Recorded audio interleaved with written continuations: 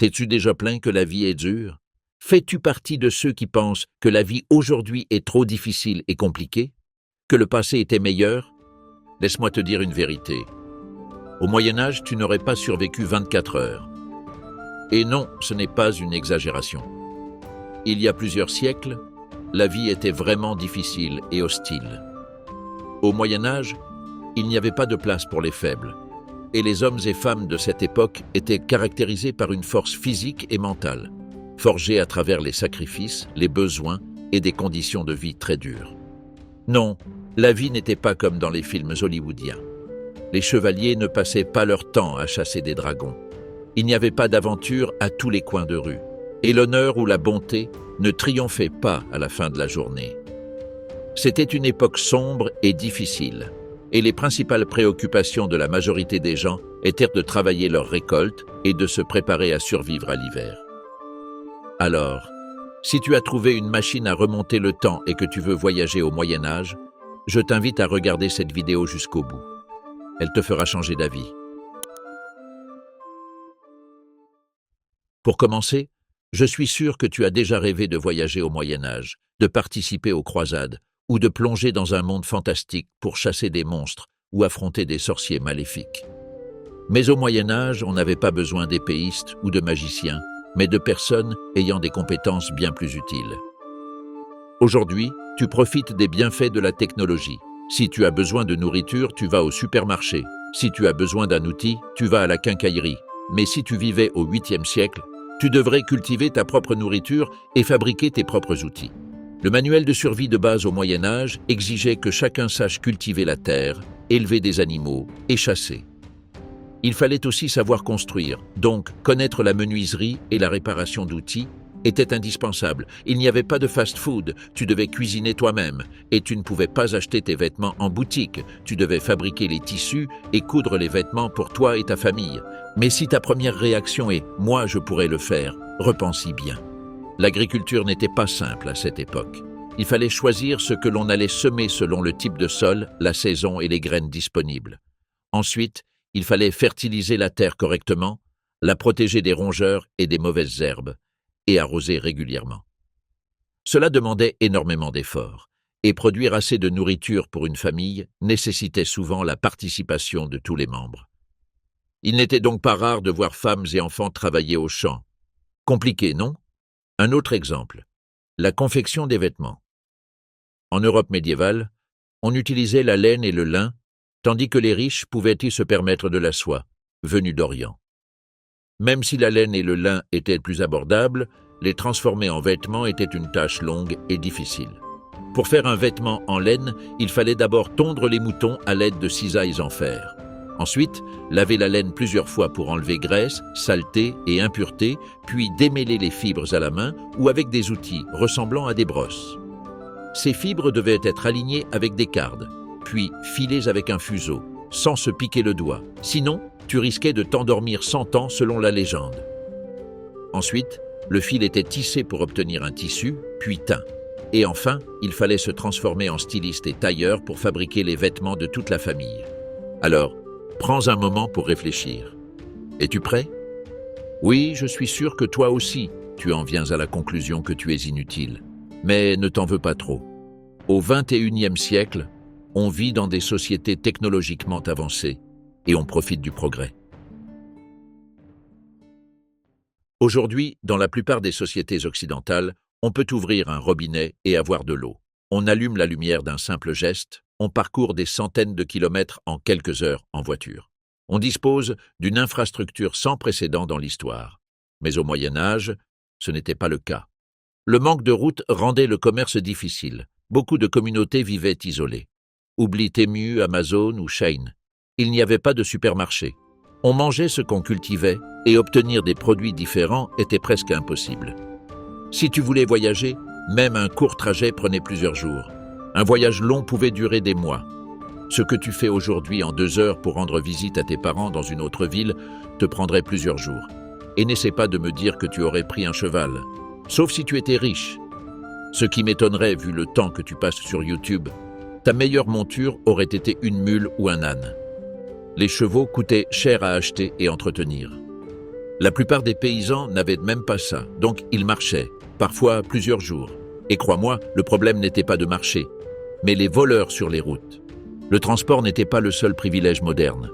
Un autre bien précieux, l'assainissement. Les Romains avaient développé des aqueducs et systèmes d'égouts, mais ces savoirs furent perdus au Moyen Âge. Beaucoup de régions n'avaient rien de tout ça. L'homme médiéval devait trouver des moyens d'obtenir de l'eau, rivières, sources, récupération de pluie avec pierres et canaux. Les villes s'approvisionnaient via des puits ou fontaines. On faisait la queue pour puiser de l'eau tout en bavardant. C'était l'Instagram médiéval, mais ces sources étaient souvent contaminées. Tu te souviens que j'ai parlé des égouts? Eh bien, au Moyen Âge, les déchets étaient jetés dans la rue. Oui, le pipi et le caca. Imagine marcher, entendre un cri, et te retrouver couvert par les résultats d'un estomac perturbé. Sympa, non? Les grandes villes comme Londres ou Paris avaient des canaux rudimentaires souvent débordants. Les riches avaient des latrines privées. Les pauvres faisaient leurs besoins dans les champs, forêts, ruelles, ou là où le besoin se faisait sentir. On a perdu la liberté de déféquer où on veut. Mais cette liberté ne compensait pas toutes les injustices sociales de l'époque. À cette époque, on ne parlait pas de droits humains, justice sociale ou démocratie. Si tu étais né pauvre, tu mourais pauvre. Toute ressemblance avec aujourd'hui est pure coïncidence. En Europe, on distinguait trois groupes, les nobles, le clergé et les paysans. Les nobles, seigneurs féodaux, chevaliers, gouvernaient et protégeaient les terres en échange des impôts des paysans. Le clergé, moines, prêtres, évêques, contrôlaient le savoir et l'éducation. Ils vivaient de la dîme et des dons. Leur mission, prier et guider spirituellement le peuple. Le peuple, surtout rural, représentait 90% de la population. Leur rôle, travailler et obéir. La plupart étaient des serfs attachés à la terre, sans liberté de déménager ou changer de métier. La mobilité sociale n'existait pas. Pour sortir de la pauvreté, très peu d'options. Le clergé. Si tu étais intelligent et pieux, tu pouvais rejoindre un monastère, apprendre à lire, écrire et grimper dans les rangs de l'Église. La guerre. Les guerres constantes offraient l'opportunité de se distinguer au combat. Un paysan courageux pouvait devenir chevalier, gagner renommée, armes et une place dans la société. Mais survivre à une guerre n'était pas chose facile. Les conflits étaient constants au Moyen Âge et impliquaient toutes les couches sociales mentionnées précédemment. Quand tu vivais tranquillement, en t'occupant de ton potager, ton seigneur féodal déclarait la guerre à un autre parce que son bétail avait franchi la limite de ses terres sans permission. Les conflits s'enchaînaient, allant de petites batailles à de grandes guerres pour décider qui s'assiérait sur le trône du royaume.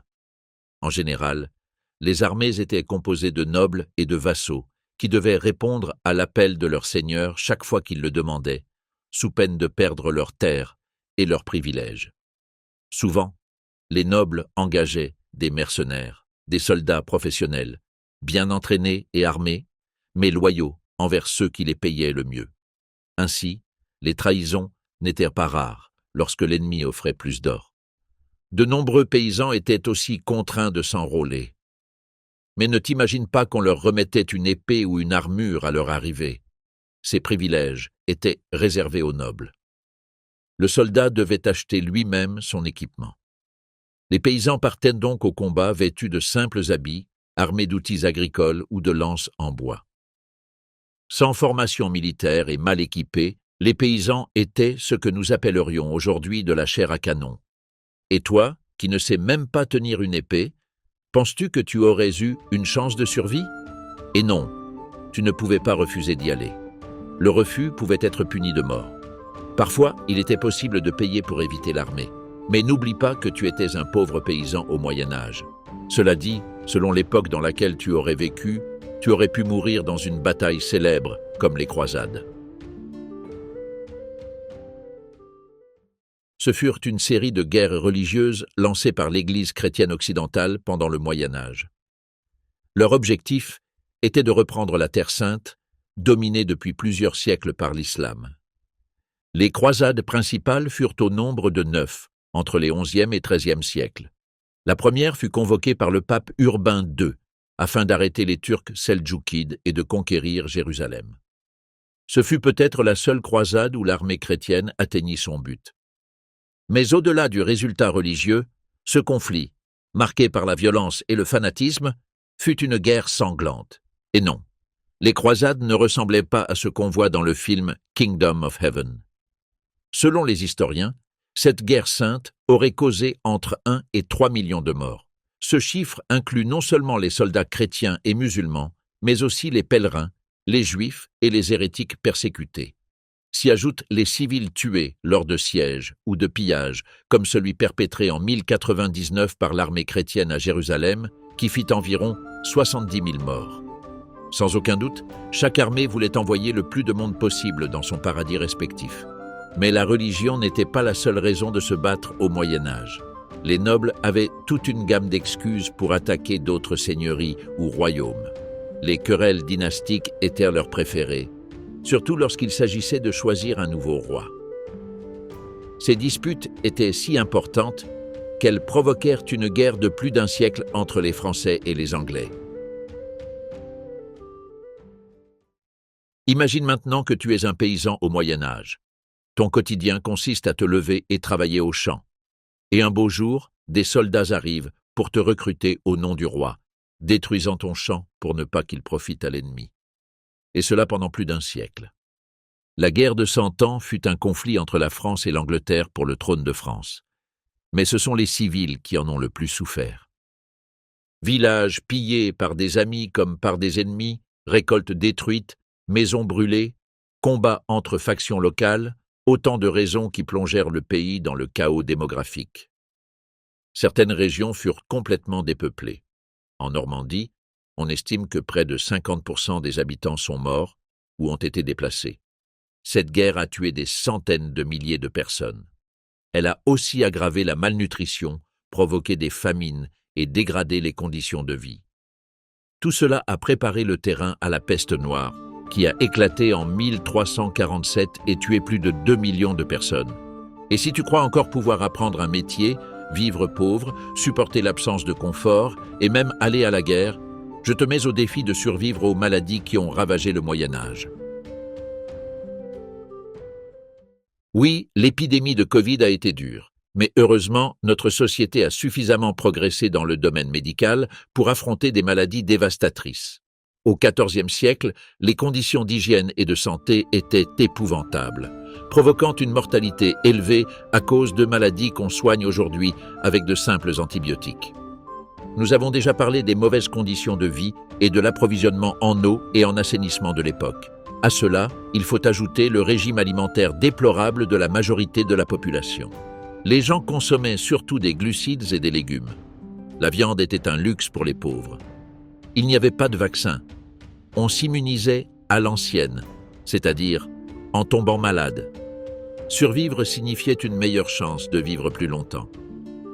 L'espérance de vie moyenne au Moyen Âge tournait autour de 35 ans. À ton âge, on te considérait presque comme vieux. Je plaisante, ne t'inquiète pas. Cette moyenne est basse à cause de la forte mortalité infantile.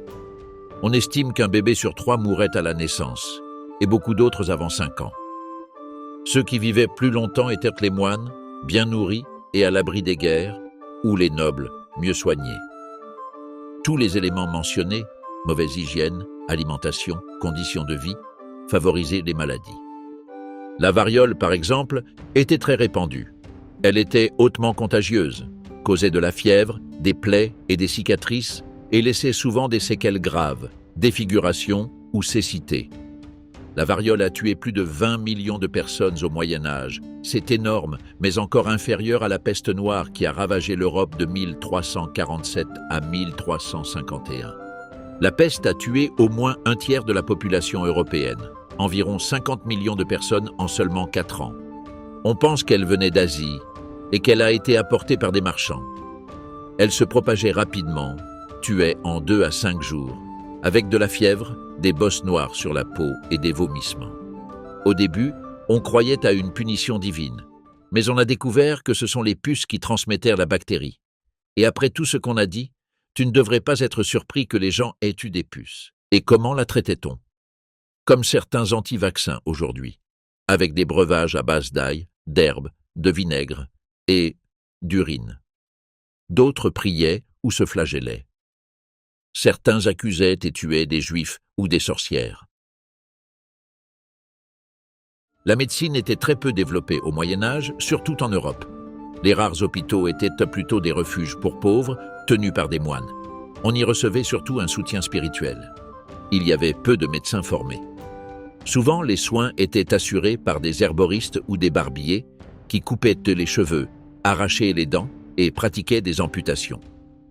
Les traitements étaient rudimentaires. Par exemple, on utilisait la saignée. On croyait que trop de sang causait les maladies. On faisait donc des entailles ou utilisait des sangsues. Spoiler, Robin des Bois serait mort d'une saignée mal faite par une nonne. D'autres méthodes comprenaient les breuvages, les prières, les reliques de saints. La médecine de guerre, elle, était un cauchemar. Les soldats recevaient des blessures horribles, coups de hache, flèches, os brisés, brûlures. Il fallait souvent amputer. Pas d'anesthésie. On utilisait du vin. Mais cela n'empêchait pas la douleur, ni la mort par choc ou infection. Pour retirer une flèche, on élargissait la plaie avec un couteau ou on la poussait de l'autre côté, tranchant tout sur le passage. On pouvait même ouvrir un crâne pour laisser sortir les mauvais esprits. Et les infections? On utilisait des onguents, des prières, des herbes, de l'urine humaine et du feu pour cautériser les plaies. Pas étonnant que la gangrène et la septicémie aient tué tant de soldats. Malgré tout, il y eut de bons médecins pour l'époque, notamment parmi les musulmans, qui utilisèrent de nombreuses techniques perses et arabes, ensuite adaptées en Europe, améliorant ainsi l'espérance de vie des patients. Alors, après tout ce qu'on a dit, veux-tu toujours vivre au Moyen-Âge? Réfléchis bien. Il n'y avait ni vaccin, ni toilette, ni cette chaîne pour t'informer.